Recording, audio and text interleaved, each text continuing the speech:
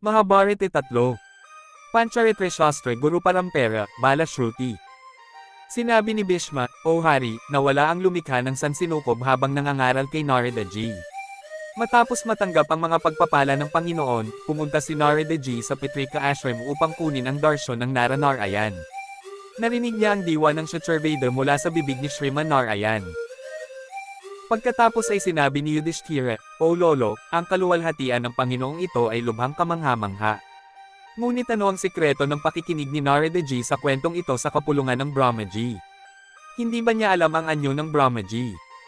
Hindi ba si Brahma ang unang anak ng kataas-taasang Panginoon? Pagkatapos ay sinabi ni Bhishma, O Rajendra, makinig ka, maraming mga dakilang kapanahunan at mga nilikha ang lumipas sa daloy ng walang hanggang pananalita na ito. Sa bawat kapanahunan, ang paglikha ng Brahma ay nauuna. Sa makatuwid, hindi ito nangangahulugan na ang unang Hiranyakarpa ay hindi alam ang kaluwalhatian ng Diyos na iyon.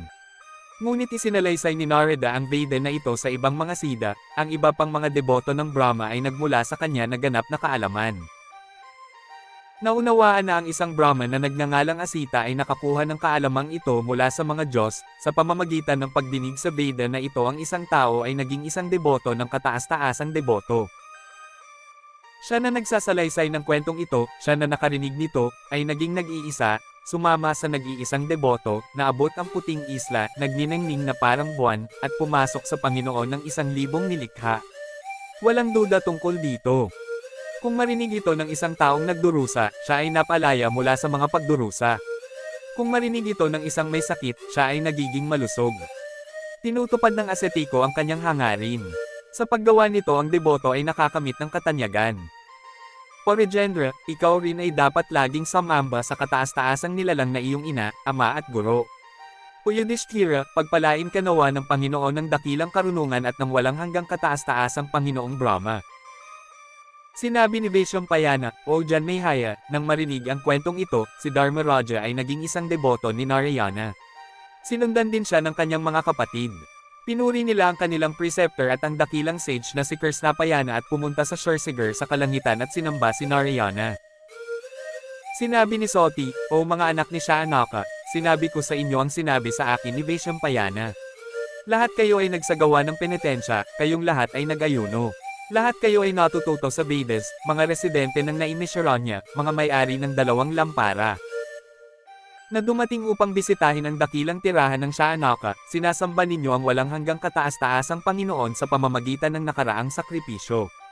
Ito ay sinabi sa akin mula sa tradisyon ng aking ama. Pagkatapos ay sinabi ni Sotya, O Sotya, sinasamba ng mga Diyos. Paano tinanggap ng Panginoon, ang lumikha ng mundo, ang lumikha ng sansinukob, si Havisho bilang pangunahing Diyos ng sakripisyo? Paano niya isinagawa ang sakripisyo? Bakit ang Diyos na ito sa anyo ng Vedas at Vedic na kaalaman ay kinuha ang anyo ng kaalaman at sakripisyo, ang Yajna Dharma? Paano naging karapat-dapat ang mga Diyos na lumahok sa Dharma ng kalikasan? Paano gumaganap ang mga Diyos ng Yajna sa pamamagitan ng pag-alis ng kaalaman mula sa pagkilos? Upang alisin ang pagdududa na ito, pakinggan ang kwento ni Narayana. Ikaw ang matalino, ikaw ang maninira sa kanila. Ang anak ng pantas na si Sudha ay nagsabi, makinig ka, O Sanagara. Sinabi ni Janmehaya, isasalin ko para sa iyo ang natutunan ko kanina mula sa Vaishambaya. Sinabi ni Janmehaya, lahat ng mga Diyos at mga taong ito na nakatali kay Brahman, ang pinakamataas na kapangyarihan, ay interesado lamang sa gawain ng pag-unlad. Kapag ikaw ay nangangaral, ipinapaliwanag mo na ang pagpapalaya ay ang pinakamataas at walang hanggang kaligayahan. Narinig ko na ang mga nakakamit ng kalayaan sa pamamagitan ng pagkilala kay Brahman ay pumapasok sa presensya ng Diyos sa libo-libo, Yajna. Ang 4 na mukha na Brahma, Hiranyagarbha, Rudra, ang makapangyarihang Indra, ang araw, ang buwan, ang Panginoon ng mga bituin, ang Diyos hangin, si Agni, si Varuna, ang langit, lahat ng mga demigod na ito ay walang kamalayan sa kapahamakan na nakalaan para sa kanila. Kaya't ang kanilang mundo ay napapailalim sa panahon, at hindi nila makakamit ang kaagad at walang hanggan. Ito ay isang malaking pagkakamali sa landas ng pagkilos. Bakit ang mga demigod ay sinasamba sa mga sakripisyo? Paano sila nagiging mga sakripisyo? Kung gayon, kanino nila iniaalay ang bahaging hain? Pagkatapos ay sinabi ni Vaishampayana, O Hari, nagtanong ka ng isang napakalalim na tanong. Ang isang ignorante na tao, ignorante sa Vedas, ignorante sa Puranas ay hindi makakapagbigay ng lohikal na sagot sa mga tanong na ito. Dati kong tinatanong ang tanong na ito tungkol sa aking guro Krishnapayana Vyas. Nasupil ang mga pandama. Si Vesampayana, sa galit, ay lumapit sa kanya na may suot na magagandang damit. Sinabi ni Vyas, makinig, ako mismo ay gumawa ng napakalubha at dakilang penitensya. Ang dahilan ng penitensya na ito ay ang pagnanais na malaman ang nakaraan, ang hinaharap at ang kasalukuyan. Nang mapasuko ko ang aking mga pandama at nagsagawa ng penitensya. Pumunta ako sa bahay ni Sriman Narayana sa pampang ng Scherziger. Sumamba ako sa kanya ng 3 beses at nakamit ko ang kaalaman. Ipapaliwanag ko sa iyo kung ano ang dapat kong malaman ng kaalaman sa imahinasyon. Tinatalakay ng mga nakakaalam ng Sankhya Yoga ang kataas-taasang kaluluwa na tinatawag na Mahapuresh sa pamamagitan ng kanyang mga gawa. Ang mga nakakaalam ng abstract na kaluluwa na nabuo mula sa kanya ay nagsasabi na ang abstract na kaluluwa ay ang pinuno. Ito ay nasa lahat ng dako. Tinatawag din itong Ahamkara. Siya ay tumayo. Ito ay Prakriti. Ang buong mundo ay pumunta sa kanya para sa kanlungan. Pagkatapos Brahma, ang ama ng mundo, Vedas at ang Earth ay nilikha din para sa kanilang perpektong bahagi. Mula sa 8 Prakriti ang buong mundo ay nilikha, si Rudra, ang pagkakatawang tao ng galit, ay nilikha niya ang 10 Parasya, kaya't si Rudra ay naging mga Prakriti at kanais-nais sa mga nilalang na ito, at sa anong kapangyarihan natin ito dapat ipaliwanag. Brahma at ang Diyos na nagtuturo ng mga lihim ng mga ritual sa relihiyon.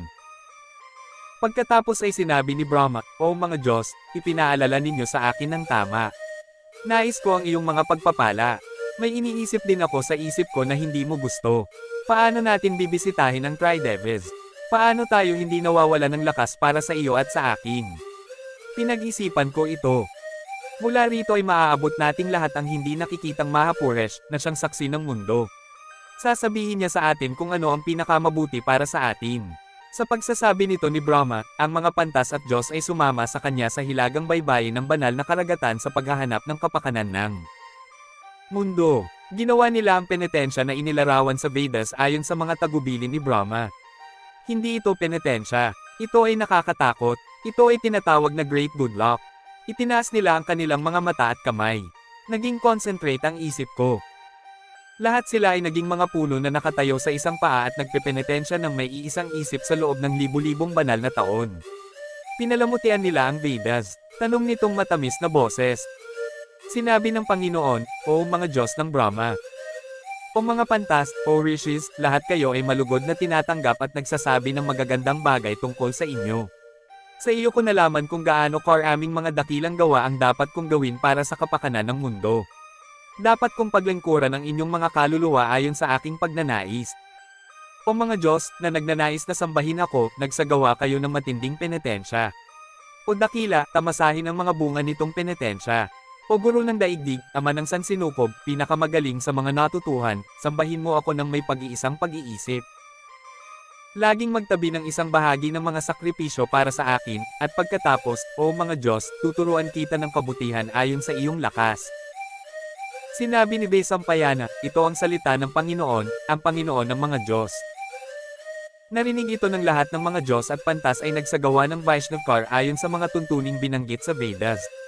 Unang gumawa ng bahagi si Brahma sa kapulungang iyon. Matapos likhain ng bahagi ang mga Diyos at pantas ay unang nagtago sa Panginoon sa itaas ng anyo at kadiliman. Pinuri nila ang Panginoong iyon bilang ang dakila, nasa lahat ng dako, ang Panginoon ng hilaga, ang dakilang tagapagbigay. Pagkatapos ay sinabi ng tagapagbigay ng biyaya sa lahat ng mga Diyos na naroroon, siya na lumikha ng isang bahagi, ay sumamba sa akin kasama ang bahaging iyon. Sinamba mo ako sa pamamagitan ng tamang mga sakripisyo. Ibinabahagi mo ang mga bunga ng iyong kalikasan sa lahat ng edad. O mga Diyos, siya na nagsasagawa ng isang sakripisyo sa bawat mundo, ay nagbibigay sa iyo ng isang bahagi na nabuo ng Vedas. Sa dakilang nilikhang ito, ibibigay ko sa iyo ang bahaging ipinaglihim mo para sa akin. Sa gayon ay inayos ko ito ayon sa mga formula ng Vedic. Masiyahan sa mga resulta ng sakripisyo, paunlarin ang sangkatauhan.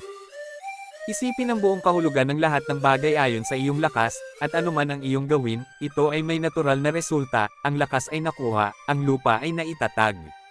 Ito ay humantong sa paglikha ng Vedas, yajnas at mga halaman. Ang mga Diyos ay nalulugod kapag ginamit ng maayos sa lupa. Nilikha ko ang nilikhang ito na isinilang ng kalikasan para sa iyo. O kataas-taasang tao, magpapatuloy ito hanggang sa wakas. O Diyos, isipin ang kapakanan ng mundo ayon sa iyong lakas. Marishi, ang Ira, Atri, Pulasya, Pul, Kratu, Vasishte kaya ipinanganak ang 7 anak ng isip. Ito ang mga Vedas, ang mga punong guro ng Vedas. Itinalaga ko sila bilang mga paru-paro na sumusunod sa kalikasan. Ito ang paraan ng mga manggagawa. Ang pangalan ng Panginoon, ang lumikha ng Sansinukob, ay Aniruddha. Sana, Sanatsujata, Sanaka, Sanandana, Sanatkamara, Kapila, Sanatana ang 7 ito ay ang mga anak ng isip ni Brahma.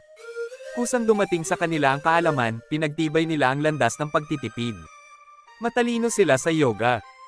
Siya ay matalino sa kaalaman ni Sankhya, isang guro sa relihiyon at humahantong sa landas ng pagpapalaya. Ang kadakilaan ba ng 3 guna ay nagmumula sa kadiliman, ang kadakilaan ba ay nagmumula dito? Nakilala ko ang mundong hindi mailarawan. Ito ang landas na kumikilos ng walang pag-uulit. Siya ay nakakakuha ng merito mula sa relihiyon o pagtitipid kung saan ito nagmumula. Ang Brahma na ito ay ang Jagat Guru, ang Diyos na lumikha ng mundo, siya ang iyong ina, ama, lolo. Sa pamamagitan ng aking utos ay makapagbibigay siya ng mga pagpapala sa lahat ng nilalang. Ang kanyang anak na si Rudra ay isisilang mula sa aking noo. Sa utos ni Brahma, siya ang magiging Diyos na magliligtas sa lahat ng nilalang. Sige na, alalahanin ang iyong mga kapangyarihan bilang sila. Nawa ang lahat ng mga gawa ng lahat ng mundo ay makumplito sa lalong madaling panahon. Naway magkaroon ng kamalayan ang mga nabubuhay na nilalang sa kanilang mga gawa at kapalaran. O kataas-taasang tao, alamin na ito ang panahon ng buhay. Ngayon ay dumarating ang dakilang kapanahunan na tinatawag na Kratuyuga. Sa panahong ito ay hindi dapat pahirapan ang mga hayop na dinadala para sa sakripisyo, hindi sila dapat itulak pasulong. Dito nakatayo si Dharma sa 4 na paa. Pagkatapos ay dumating ang kapanahunan na tinatawag na Treta Yuga, pagkatapos ay dumating ang Dvapara Yuga. Sa panahong ito, nawala ang 2 paa ni Dharma. Pagkatapos nito ay dumating ang Kali Yuga, at si Dharma ay may 1 paa na lamang ang natitira.